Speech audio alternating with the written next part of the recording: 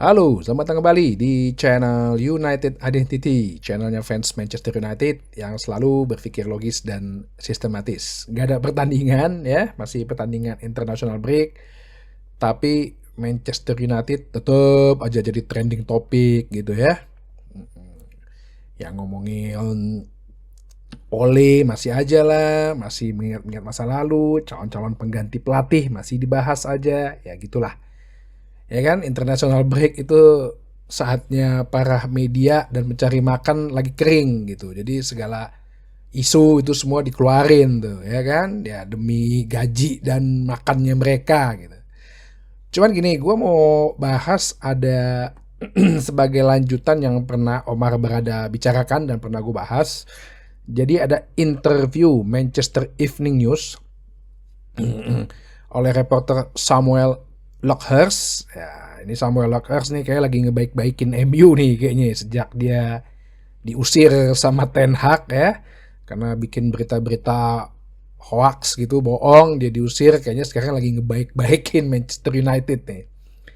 Jadi dia mau wawancara dua tokoh penting dalam manajemen Manchester United, yaitu CEO Omar Berada dan Sporting Director Dan Ashworth. Ini gua kutip aja, banyak wawancara panjang, cuman gua kutip yang penting-pentingnya lah. Jadi pertama si Samuel Lakers ini bertanya bagaimana squad yang ada bagaimana dengan squad yang saat ini dan yang ada musim lalu gitu, yang sebagian kan masih banyak yang musim lalu ya. Si Dan Ashworth menjawab, ya kalau squad musim lalu gue nggak bisa jawab karena itu kan bukan keputusan gue gitu ya. Cuman memang setelah peninggalan Rafael Varane, Martial dan juga Amrabat, ada beberapa posisi-posisi yang harus diperkuat. Khususnya ada 4 posisi ya, yang pada kita tahu semua, yaitu bertahan, gelandang bertahan, winger ya, itu yang menjadi sama bek kanan ya, itu yang menjadi key factor untuk diperkuat. Jadi dengan mendatangkan Lenioro, Matthijs de Ligt, terus kemudian Zirkzee dan juga si Mazraoui, ini sangat mendorong ya penguatan tersebut. Dan secara bisnis, nah ini dia, secara bisnis juga kita harus lakukan karena ada pemain yang 1 tahun lagi mau habis kontraknya, yaitu Wan-Bissaka. Itu ya harus kita uangkan gitu ya. Tapi di sisi lain ada satu pemain di luar sana yang tinggal 1 tahun kontrak juga. Ya at least berarti kan murah gitu belinya kan. Itu yang harus cepat dalam tindakan bisnis dalam sepak bola. Terus pertanyaan kedua ditanya mengenai Jadon Sancho. Nah, jadi dibilang bahwa Jadon Sancho ini sebenarnya pengen punya opportunity di tempat lain ya, karena nggak bisa dipungkirin juga gitu bahwa Jadon Sancho ini sebenarnya adalah pilihan kelima di winger gitu ya. Itu kan sebenarnya bahasa pengusiran secara halus gitu kan, jadi winger nomor 5. Cuma kan udah pasti kan ya gara-gara attitude lah, cuma kan nggak langsung bermain mulus lah, bermain cantik lah MU itu untuk mengusir Jadon Sancho gitu kan. Terus tanya lagi sama ini, Dan Ashworth pasti yang jawab. Tanya lagi sama si Samuel dari Manchester Evening News, lo berarti sebenarnya Jadon Sancho itu nggak punya masa depan dong? Nah, ini pertanyaan menjebak nih. Ya nggak, itu sih hak Sancho untuk pergi, jawab Dan Ashworth begitu ya. Dengan keadaan yang seperti itu ya, itu kan pemain berhak untuk pergi kan. Nah itu kan yang gue bilang nih, kayaknya bahasa halusnya ya sebenarnya dipinggirkan si Sancho gitu ya, biarin aja, dia udah dikasih kesempatan berkali-kali ya kan. Nah terus bagaimana dengan ini, pertanyaan lagi dari Samuel Lockhurst mengatakan, terus kalau gitu squad sekarang gimana, apakah anda puas atau suka gitu. Dan Ashford menjawab bahwa dia suka dengan squad yang ada saat ini, yang dimana dia yakin ya dengan squad yang segini. Apakah dibilang menjanjikan? Ya dia bilang sih ya pasti target-target posisi untuk dikuatkan itu tercapai. Nah, itu dulu tuh. Ya, target-target posisi yang diperkuat itu tercapai. Ya, makanya tinggal kita lihat aja gitu loh, implementasinya gimana. Terus kemudian ada pertanyaan selanjutnya yang kali ini dijawab oleh Omar Berada.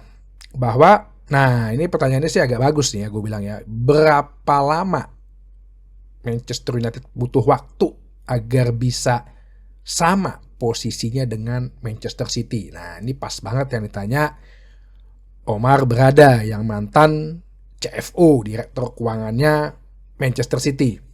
Dia bilang begini, ini bagus sih dan menurut gue ini harus dicamkan buat para fans atau yang ngaku-ngaku fans gitu ya, khususnya Manchester United.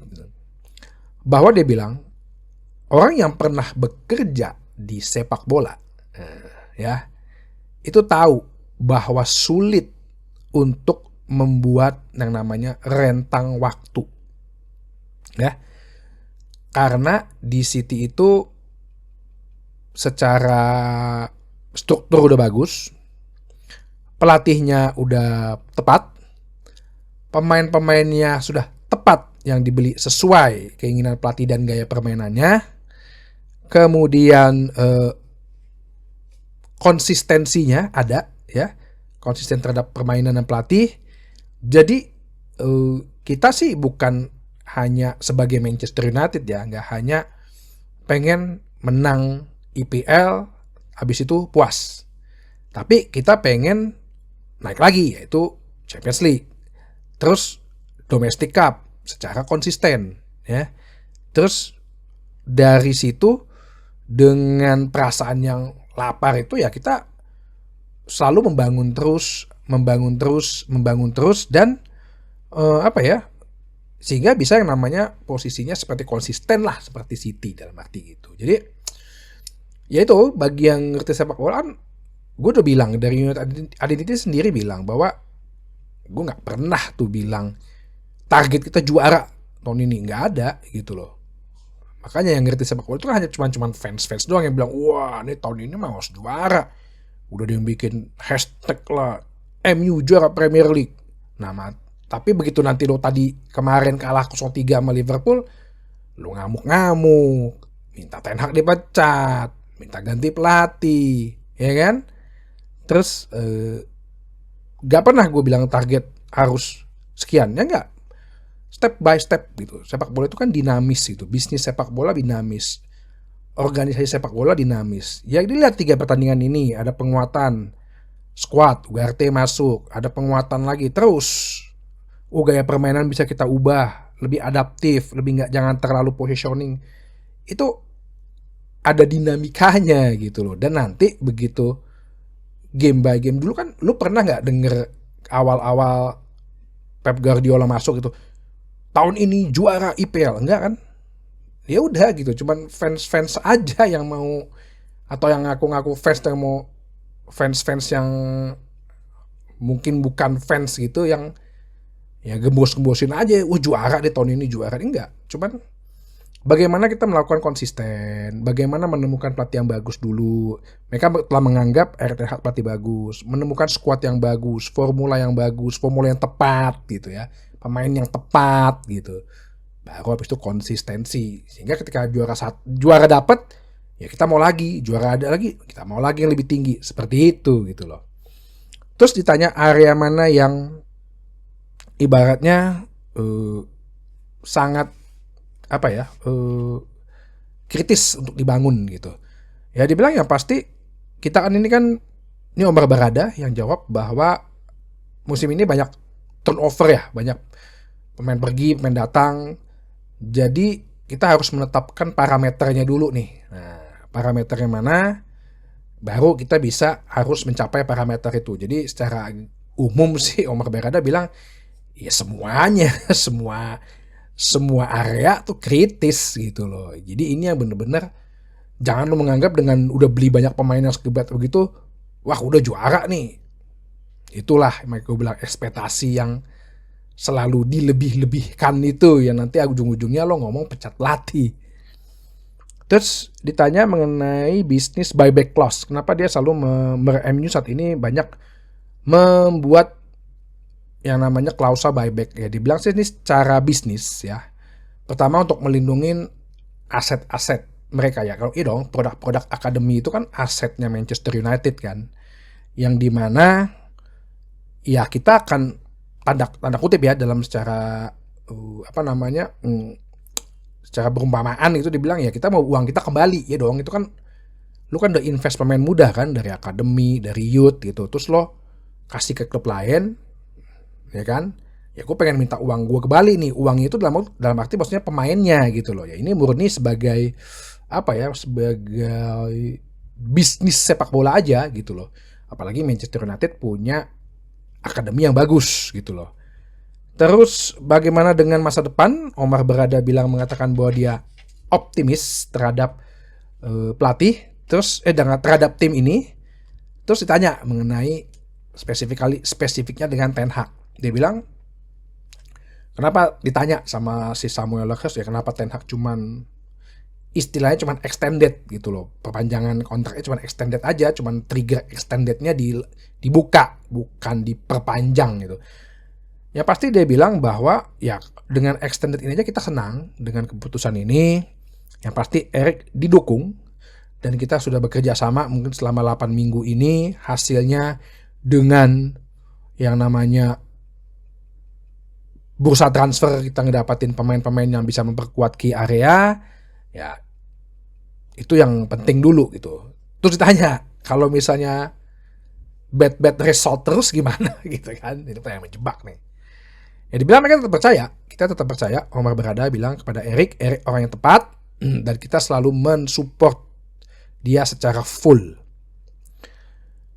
Ditanya nih untuk masalah Den gimana Den kalau si Samuel Lakers bilang gimana nih kalau pelatih yang cuma itu aja gitu loh. Si Den bilang sebenarnya kita kalau saya pribadi dia bilang ya, dia melakukan itu kok pada zaman pas saat di Newcastle ya dong. Eddie Howe tuh masih terus aja dipertahankan. Terus zaman dia di West Brom juga. Jadi karena dia menurut dia bahwa adalah mensupport pelatih itu yang penting gitu loh, bukan hanya sekedar mengganti cepet switch tombol gitu kan, yang kayak gue bilang kan gampang aja lu switch tombol gitu, cuman prosesnya kan ngulang lagi gitu. Terus bagaimana dengan Ten Hag yang dulu punya kuasa penuh transfer tapi sekarang nggak lagi gitu. Nah si Den sama si OB si Omar Berada mengatakan bahwa ya dia nggak bisa komen, itu kan rejim yang dulu ya. Cuman yang pasti mereka sih percaya bahwa ya memang lebih enak yang namanya ngambil pemain yang udah pernah bekerja sama dia. Sebenarnya kan yang diambil itu kan yang udah pernah bekerja sama dia kan ya Mazraoui sama De Ligt. Sedangkan Leny Yoro itu kan emang murni kayak Leny Yoro, Choda Obi itu kan emang hasil scouting kan. Terus kalau Ugarte memang itu presentasinya Ten Hag gitu, karena ngelihat bahwa Casemiro udah drop fisiknya, ya kita butuh yang lebih muda, dalam hal ini Ugarte. Terus mengenai Bruno Fernandes, dia bilang penting, kita memang banyak kemarin kontrak-kontrak yang harus diperpanjang, dan salah satunya yang pemain penting itu jelas diprioritaskan, dalam hal ini si Bruno Fernandes, yang dia bilang bahwa ya nggak mungkin lah kita lepasin pemain yang kayak begini.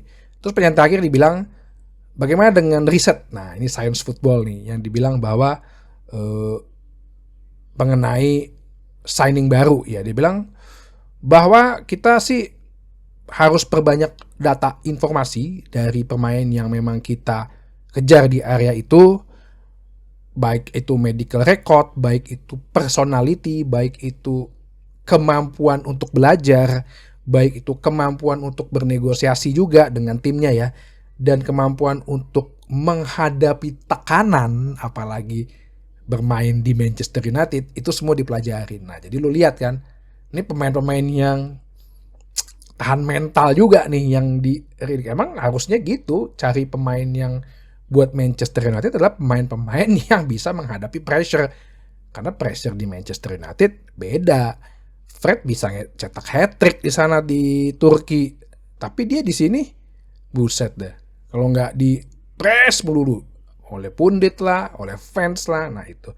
Jadi itu sih beberapa petikan wawancaranya yang menurut gua ini satu ya PR yang bagus juga ya. Tapi at least setidaknya ini juga yang nggak banyak didengarkan oleh banyak fans United gitu loh. Fans United itu banyak kan cuma taunya yang berita yang lain aja. Yang kemarin gue dengar berita lah, Zidane lah tiba-tiba mau dijadiin pelatih. Padahal gara-gara apa? Gara-gara Zidane cuman mengunjungi training groundnya Real Betis. Tiba-tiba dibilang katanya berhubungan dia mau jadi pelatih Manchester United. Beda jauh gak? Cuman dihubung-hubungin aja. Sama aja nih, lu lagi jalan nih di mall gitu ya. Pasti parkiran lu ngeliat mobil gitu, mobil bagus gitu. Ya lu ngeliat, tetangga lu ngeliat, lu lagi ngeliatin mobil. Terus tetangga lu nyebarin berita, si itu lagi si itu lagi mau beli rumah karena duitnya lagi banyak. Kan nggak nyambung. Kayak gitulah Manchester United. Orang Zidane lagi mengunjungi training ground Real Betis lagi di Spanyol. Kalau di Inggris sih masih oke lah ya. Udah dibilangin beberapa kali di channel ini juga, Zidane itu maunya ngincer timnas Prancis, dan dari Zidane itu tidak mau belajar bahasa Inggris. Itu dia kan bisa bahasa Spanyol karena istrinya orang Spanyol kan. Itu doang. Ya iyalah, dia nggak mau hidup ribet lah istilahnya. Siapa sih yang mau hidup ribet mengurusin Manchester United? Ya Erik ten Hag. Cuman fans-fansnya aja yang pada ribet gitu loh. Ya, jadi itu aja bahasan kali ini. Semoga bisa terus membantu fans Manchester United tetap mengedukasi ya, untuk selalu berpikir logis, dan kita sama-sama berpikir logis dan sistematis. Oke, sampai ketemu lagi.